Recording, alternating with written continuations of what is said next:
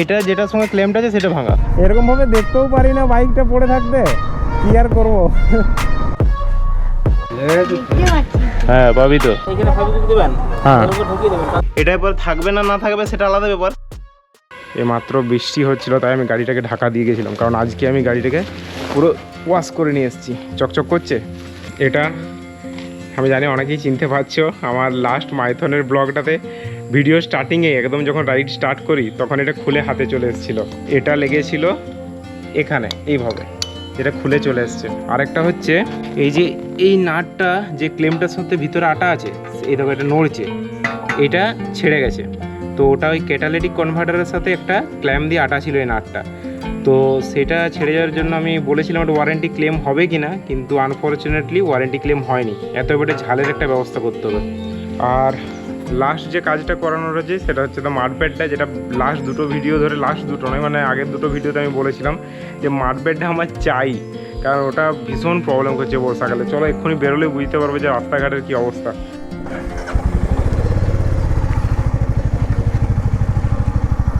কি বলেছিলাম, এই হচ্ছে রাস্তার কন্ডিশন।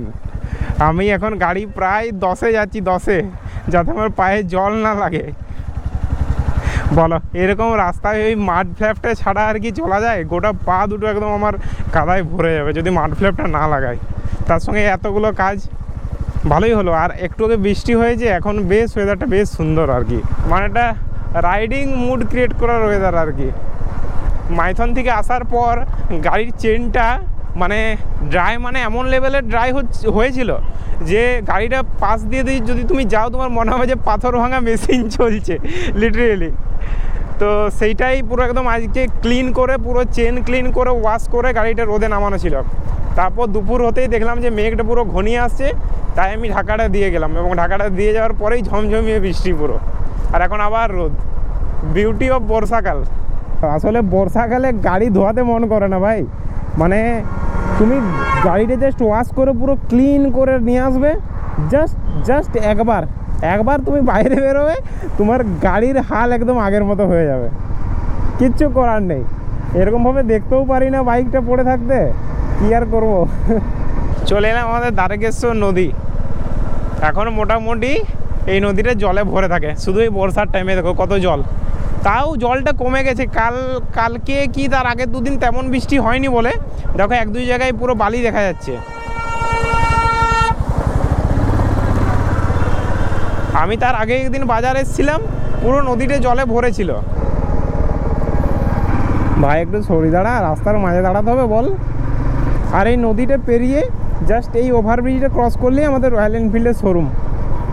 দেখো ট্রেন যাচ্ছে, ট্রেন এই ওভারব্রিজের নিচে চলে এসেছি আমরা রয়্যাল এনফিল্ডের শোরুম। শান্তনু চলে এসছে আমার গাড়ি ঠিক করতে। এটা কি, এটা করতে গেলে এই দুটো নাট খুলে পরে এটাকে ভিতর দিক দিয়ে টাইট করতে হবে নাকি? আমি বলবো বেসব জিনিস চেঞ্জ করলেই ভালো। মোবাইল থাকবে, ওখানে অফরোডিং করতে ভেঙে পড়ে গেল তো কী করবে? বেশি দাম তো নয়, 300 টাকার মতো। না আমি লাগালে ভাবছি একটু এর পরেরটা দামই লাগাবো, ভালো দেখি লাগাবো, ডবল লাগাবো।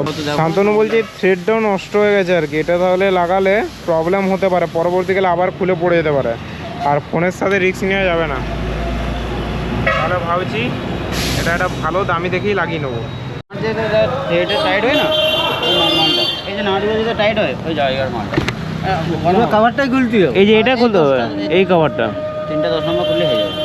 এই যে মালটা যেটা টাইট হচ্ছে না ওই জায়গার নাট, এটা ছেড়ে গেলে তো ঝাল করতে হবে।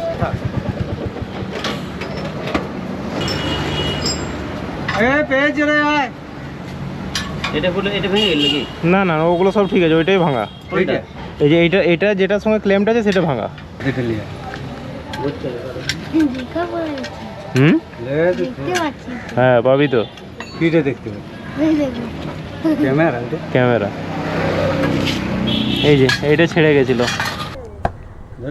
বাবারে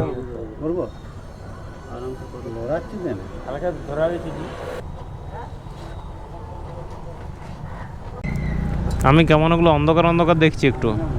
কমপ্লিট তো? কত লাগছে কাকু? হ্যাঁ আসছি। হ্যাঁ বলছি মাড ফ্ল্যাপ কোথায় পাওয়া যাবে? কেন মাড ফ্ল্যাপ? ওই মাড ফ্লেপ কাদা যে আটকায় সেগুলো। না না ওটা বলছি না, আরেকটা চারকোনা হয় না, লাগানো যাবে না তো, কেন যাবে না? লেগে যাবে জায়গার গ্যাপটা কম, মাঝাটা লেগে যাবে না রে। এই যে এখান থেকে ক্ল্যাম দিয়ে পরে লেগে যাবে। আমি সকারটা খেলাম তখন ওদের সকারটা খেলবে তখন মার্কাটা তো পিছাবে। আমার তো ইঞ্জিন গার্ড লাগানো আছে। আপনি ওই ছোট রবারে একটা ফেব্রিক দিতে দেবেন, আপনার কোনো অসুবিধা নাই, কাদা যাবে না। এইখানে ফেব্রিক দিবেন, এরকম ঢুকিয়ে দেবেন। তাহলে আমি এখন করে দিলাম, কিন্তু ভিজা আছে তখন। তো ওটা কাপড় দিয়ে মুছে হবে না? না এখন হবে না, শুকাতে হবে। দাদা বলছে এটাতেই কাজ হয়ে যাবে, এত আমি এটা মাত্র 25 টাকা দিয়ে নিচ্ছি, ঘরে যে এটা ফেভিকুইক দিয়ে ওটার সঙ্গে চিটিয়ে দেবো ব্যাস। আশা করি দাদা যে সলিউশনটা বললো ভালোই হবে। তো আজকের মতো কাজ কমপ্লিট হয়ে গেল মোটামুটি। বাড়িতে যে গাড়িটাকে ওই জায়গাটা আমি শুকনো কাপড় দিয়ে মুছে নেবো, যেমন কাকু বললো আর কি। শুকনো কাপড় দিয়ে মুছে নিয়ে পর ওই জায়গাটা 2 ঘন্টা গাড়িটাকে আমি ফেলে রাখবো, তারপর ওটা ফেভিকুইক দিয়ে চিটাবো। যদি সলিউশন হয়ে যায় তবে একদম সস্তায় পুষ্টিকর, কোথায় 300 টাকার থেকে 25 টাকায় কাজ হয়ে যাবে। ওই টাকাটা আমি মোবাইল হোল্ডারে ঢুকিয়ে দেবো, মোবাইল হোল্ডারটা একটু ভালো নেবো।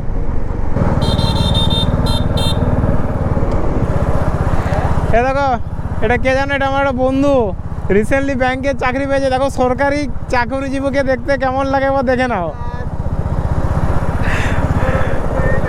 সবাই কনগ্রেটস করে দিও, 7 বছর একদম কঠিন পরিশ্রমের পরে ব্যাংকে চাকরি পেয়েছে। আইকে ধুইছি দেখ, পুরোনো গাড়ি মনে হচ্ছে, 3 বছরের পুরোনো গাড়ি মনে হচ্ছে। কখন বেরাবি? টাটা। চলো আমাদের আড্ডার গল্প হচ্ছিল যে আমরা ঘর পৌঁছে কখন আড্ডা দিতে বেরোবো।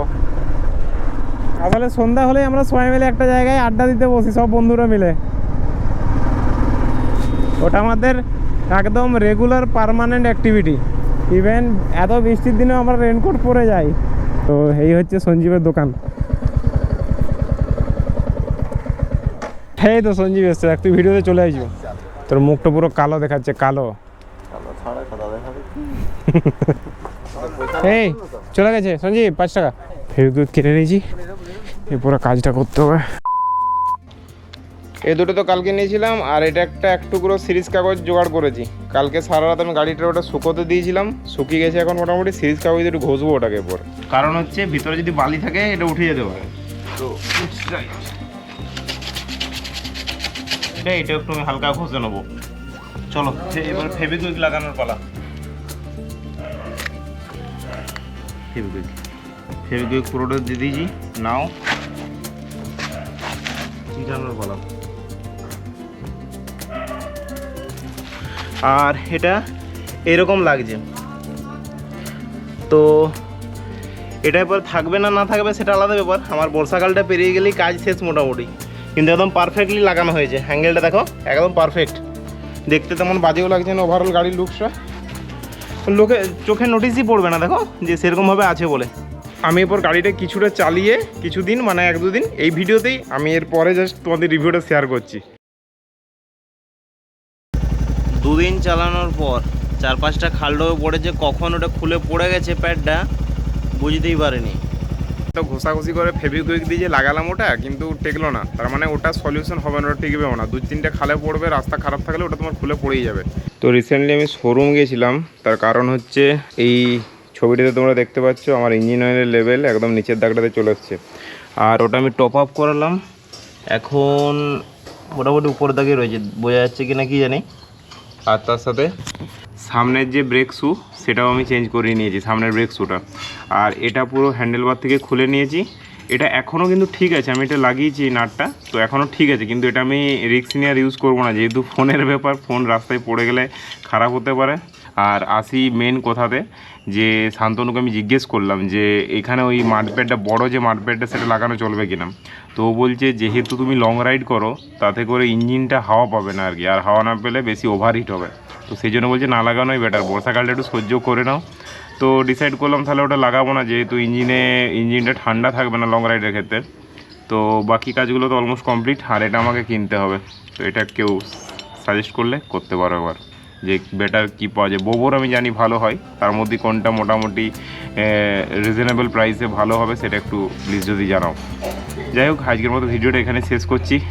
তো টাটা, দেখা হচ্ছে পরের ভিডিওতে।